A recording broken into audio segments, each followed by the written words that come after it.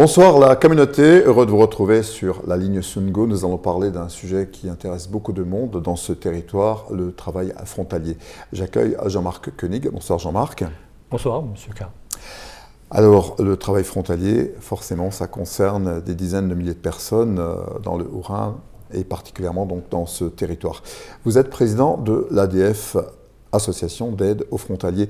On va d'abord revenir un peu sur vous. Vous avez été travailleur frontalier vous-même pendant de très longues années. De très longues années, presque 40 ans.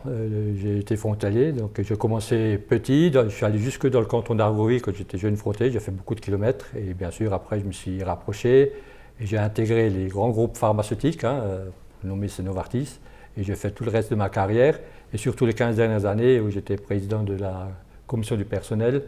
Donc j'avais 10 élus sous ma responsabilité, j'ai fait les négociations salariales et malheureusement les dernières années avant ma retraite c'était plutôt des plans sociaux et j'avais aussi des activités de syndicalisme dans de plus grands syndicats suisses. Donc voilà, j'ai eu un beau passé, une belle expérience de frontalier et aussi pour aider les autres. Quand vous êtes devenu frontalier, le phénomène frontalier commençait quasiment dans les années 70. Ah oui, c'est sûr, on n'entendait pas parler vraiment de problèmes de frontaliers, il y avait moins de monde sur les routes. C'était vrai que c'était autre chose, tandis que maintenant quand on voit rien que sur l'A35, ça circule, il y a de plus en plus de frontaliers. D'ailleurs les frontaliers, ça fait près de 20 ans qu'il y a toujours une progression de 5% de travailleurs frontaliers. Donc, comment vous êtes devenu frontalier alors? Je veux dire, qu'est-ce qui a fait que vous êtes allé travailler en Suisse?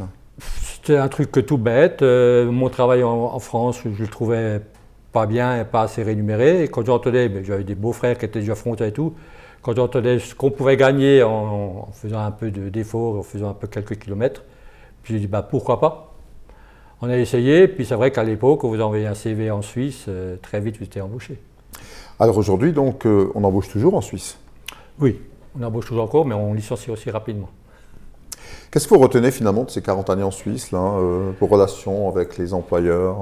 Moi, je veux dire que moi j'ai vraiment eu une carrière exceptionnelle, j'ai jamais eu le moindre souci. Demander une augmentation de salaire, je ne connais pas. Je l'ai toujours eu automatiquement, au mérite, j'ai jamais eu une augmentation salariale, j'ai jamais rien eu besoin de demander.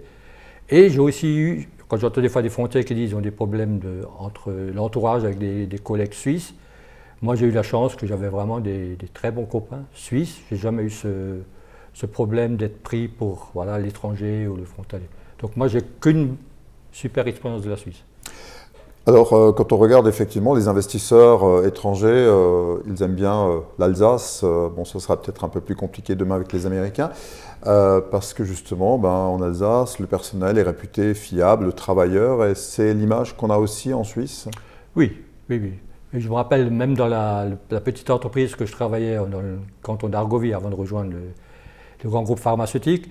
Là-bas, j'avais même le directeur qui, chaque fois, il me disait, quand il fallait du monde, ramène-moi encore un ou deux Alsaciens comme toi qui bossent, quoi. Donc on avait cette réputation de bosseurs. Et pourquoi on licencie aussi vite aujourd'hui? Maintenant, c'est un peu comme partout ailleurs. Ces grands groupes sont dirigés par des grands actionnaires. C'est le profit, c'est le gain. On restructure, on cherche autre chose, et puis c'est le monde qui bouge comme ça. Alors justement, le licenciement, c'est un des sujets qui nous concerne avec votre association. Depuis combien de temps vous êtes dans l'aide aux frontaliers?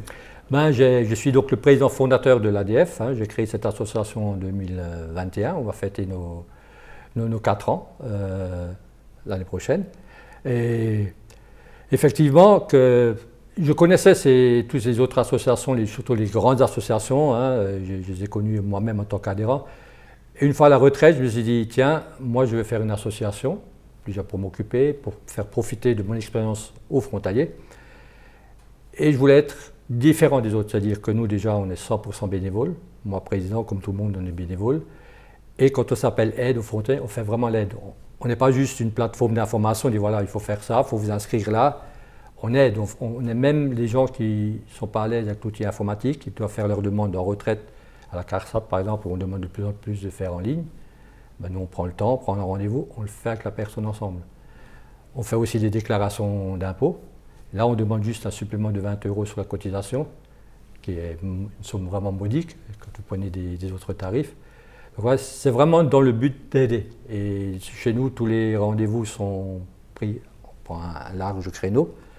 On reçoit les gens dans les bureaux individuels, c'est bien simple. On a commencé l'ADF avec un petit bureau. On en a 5 maintenant pour vraiment recevoir les gens dans les bureaux fermés, parce que c'est quand même des fois des sujets assez personnels. Donc faire parler les gens de leurs problèmes devant un guichet, c'est impersonnel. Et aujourd'hui, donc, vous êtes reconnu des autorités, des employeurs suisses, des pouvoirs politiques? Oui, déjà là dans la région, on a signé un partenariat avec l'URSSAF. La semaine prochaine, je serai à Colmar pour signer une convention avec l'URSSAF. La semaine prochaine, je signe une convention avec la direction départementale des impôts, comme on travaille avec les impôts. On avait déjà un partenariat avec la CARSAT, mais là aussi, on est en train de travailler pour faire officiellement une convention. Donc effectivement, avec tous les organismes, ils aiment bien parce qu'ils voient qu'on leur enlève une partie du travail. Et pour chaque sujet, que ce soit la CPM et tout, j'ai mon interlocuteur pour faire avancer des dossiers qui n'avancent pas aussi vite que ça. Aussi avec France Travail également. Alors aujourd'hui, pour un travailleur frontalier, il a tout intérêt à être dans une association comme la vôtre. Oui, et je dirais même, il vaut mieux déjà adhérer dans une association, comme par exemple la nôtre, avant d'avoir des soucis. Comme ça, parce qu'on peut aussi aider sans avoir de soucis. Et après, au moins, en cas de soucis, ils savent tout de suite où aller. Parce que des fois, malheureusement, il y a aussi des gens qui viennent chez nous, des fois trop tard. Par exemple, un dossier d'invalidité où vous avez toujours un recours, 30 jours, et ils viennent nous voir, ils ont oublié de faire un recours. Donc, c'est dommage de venir trop tard. Ces dernières semaines, on a beaucoup parlé des travailleurs frontaliers puisque vous aviez un gros souci qui planait au-dessus de votre tête, c'est donc l'indemnisation des travailleurs frontaliers au chômage, puisque l'UNEDIC a estimé que ça coûtait trop cher. Donc est-ce qu'on peut resituer le contexte?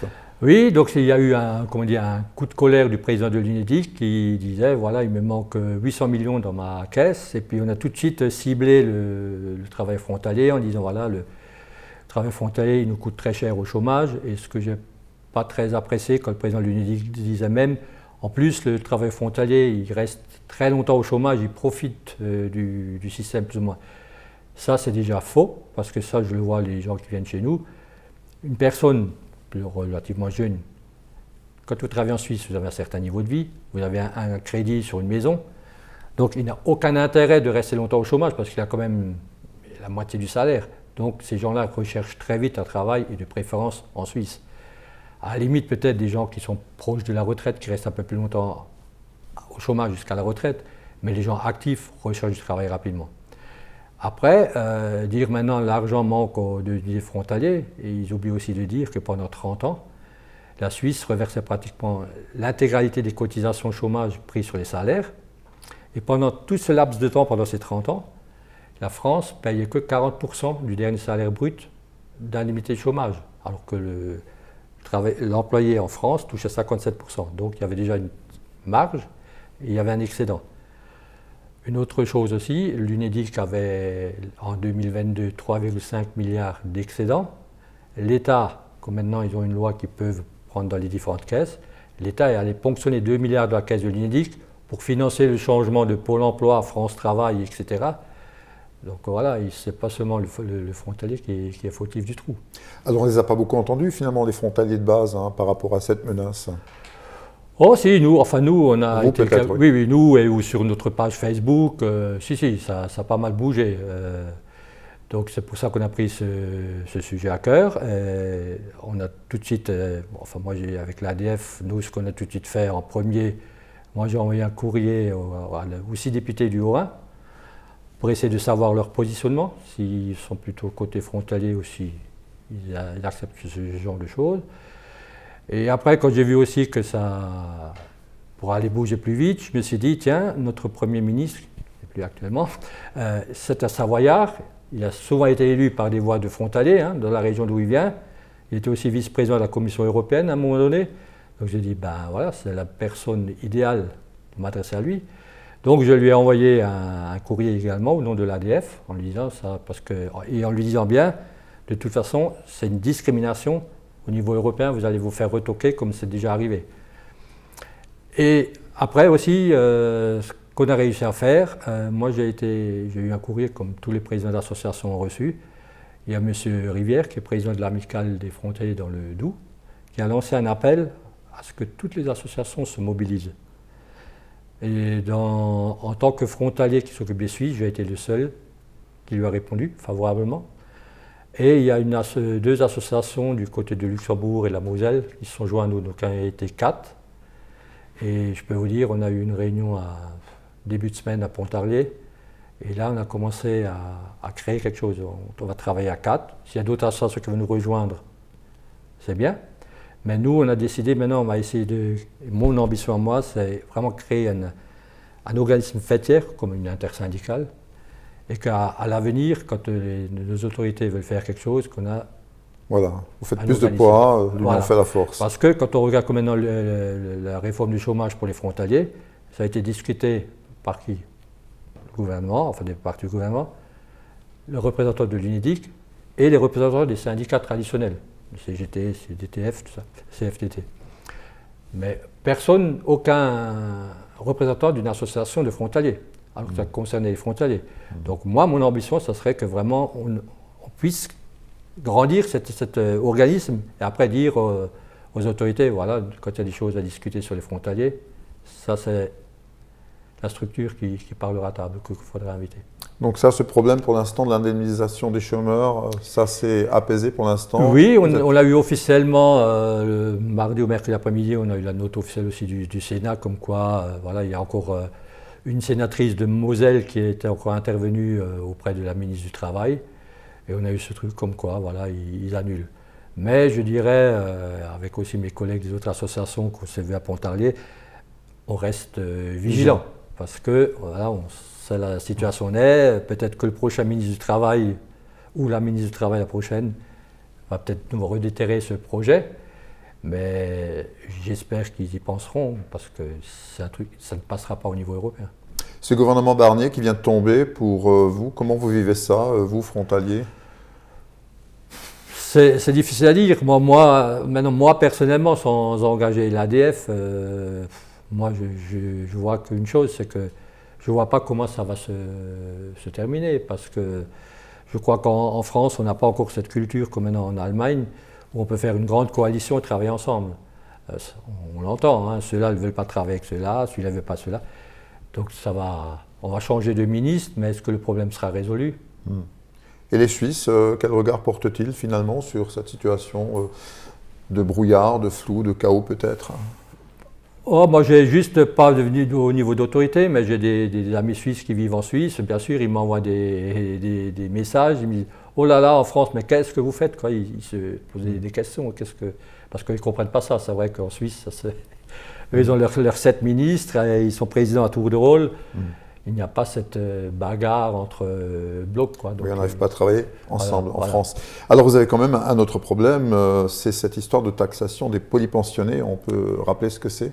Ben oui, c'est-à-dire que les polypensionnés, un polypensionné, c'est un retraité qui touche à une retraite française ou ça peut aussi être des indemnités de chômage. Dès que vous avez un revenu français lié avec une retraite suisse, on est sujetti à la CSG sur la retraite suisse. Après, sur le revenu, ça peut être du 6,5, du 8,5. Et pendant des années, suite à un recours qu'il y a eu au tribunal à Lyon, une avocate qui a défendu une dame frontalière, ils ont eu gain de cause. Et à partir de là, sur un texte européen, cette cour de Lyon avait dit à l'État français, vous êtes obligé de plafonner cette CSG. Donc maintenant, pendant quelques années, je sais qu'on est toujours aussi en train de dire que c'est injuste cette CSG, mais en attendant, elle était plafonnée. Et maintenant, le 25 octobre, le Conseil d'État s'est réuni et ils ont estimé que finalement, cette Cour de Lyon, à l'époque, a fait une erreur de droit. Et que, voilà, donc le ministre des Finances, qui est en place, a trouvé que, s'il y a eu une erreur, donc on peut de nouveau supprimer ce plafonnement. Il n'y a eu, on a cherché, il n'y a nulle part de note officielle encore qui est sortie, mais par contre, dans certains centres d'impôts, il y a des notes internes qui circulent déjà pour la mise en application. Bien sûr, nous, on est déjà en train de travailler là-dessus. Aussi, j'ai eu cette avocate de Paris au téléphone, elle m'a dit que je pense que le Conseil d'État est allé un peu trop vite, parce que le texte européen n'a pas changé. Donc, elle a bon espoir aussi que, une fois de plus aussi, l'État français va peut-être de nouveau se faire retoquer à cause du droit européen, quoi. À suivre en tout cas. Ouais. Pourquoi les gens viennent essentiellement vous consulter? Quels sont leurs problèmes d'abord? C'est le chômage d'abord ou... Non, on va dire chez nous, c'est très varié, c'est aussi par épisode. Là, maintenant, c'est vrai que fin de l'année, c'est beaucoup de licenciements. On remarque ça depuis des années, toujours fin d'année, hein, les boîtes, ils font leur inventaire, on va dire. Et c'est vrai que là, c'est surtout le chômage qui vient maintenant. Et après, ce qu'on a beaucoup aussi, c'est maintenant aussi des départs en retraite. Et ça fait depuis quelques mois qu'on a énormément de départs en retraite. C'est un peu maintenant la catégorie baby-boom, comme on appelle. Donc c'est vrai que là, on a effectivement beaucoup de départs en retraite. Comment vous voyez la situation économique en Suisse l'an prochain? D'après les derniers chiffres que j'ai entendus, elle se porte toujours encore aussi bien. Je pense qu'il y a de la demande qu'elle a, et puis c'est vrai que la Suisse est un pays prospère. Qui a toujours besoin de bras d'ailleurs. Qui a toujours besoin de bras, c'est un petit pays, ils n'ont pas assez de main-d'œuvre. En plus, ils ont quand même réussi à voter, normalement ça va être en 2026. Ça m'a impressionné que les Suisses ont voté un 13e mois pour la retraite, parce que c'est vrai que dans les autres votations, les autres années, les Suisses étaient quand même plus ou moins un peu, quand on parle d'une 5e semaine de vacances ou des choses comme ça, ils étaient toujours, le Suisse, avant de voter des vacances, quelque chose, ils calculent, est-ce que je ne vais pas me payer plus cher après en impôts? Et là, ça m'a surpris, mais je pense que cet accord qu'il y a eu pour cette votation qu'ils ont voté pour, ce 13e mois pour la retraite, c'est parce qu'ils ont aussi, ce problème, il est pareil en Suisse comme en France, c'est que les retraités, et moi j'ai des amis qui vivent en Suisse retraités, avec ce qu'ils payent en assurance maladie, ils doivent aussi calculer comme les retraités français. Donc c'est vrai, il y avait un besoin pour les retraités suisses d'avoir peut-être ce 13e mois. Quand on est travailleur frontalier, est-ce qu'on s'intéresse au cours du franc suisse? Ah oui. Vous le connaissez ce soir? Non, ce soir je ne l'ai pas encore entendu. 1,08 € pour un franc suisse. Ouais. Non, ça je sais que c'est quelque chose un sujet, oui. Surtout quand ça approche près du 25, quand il y a la paye. Et là, je pense qu'en novembre et décembre aussi, il y a les 13e mois qui tombent. Donc je pense que là, le cours du franc suisse, il doit être intéressé pour les frontaliers. Il n'y a pas de souci. Jean-Marc Koenig, on est au terme de cette émission. Donnez-nous peut-être une bonne raison d'adhérer à l'ADF, l'association d'aide aux frontaliers. C'est ce qu'on nous dit. On est une association qui est vraiment ouverte. J'ai la chance d'avoir toute mon équipe bénévole, c'est des gens qui sont très agréables. Je remercie même ici pour le travail qu'ils font bénévolement. On est quand même à plus de 2400 heures sur une année de bénévolat. Et vraiment, tout le monde se mouille la chemise pour les gens qui viennent. On ne peut pas faire des miracles non plus, mais le but pour nous, et c'est ce que je demande à mes collègues, c'est que la personne qui parle chez nous du bureau, même si malheureusement on n'a peut-être pas pu l'aider, mais on cherche à l'aider au maximum, mais qui parte satisfait, qui se dit, ça c'est une association qui m'a écouté. Et puis voilà. Et puis au moins chez nous, les cotisations ne servent pas à payer des salaires, c'est vraiment juste pour nous faire vivre, c'est-à-dire payer notre loyer et nos affaires.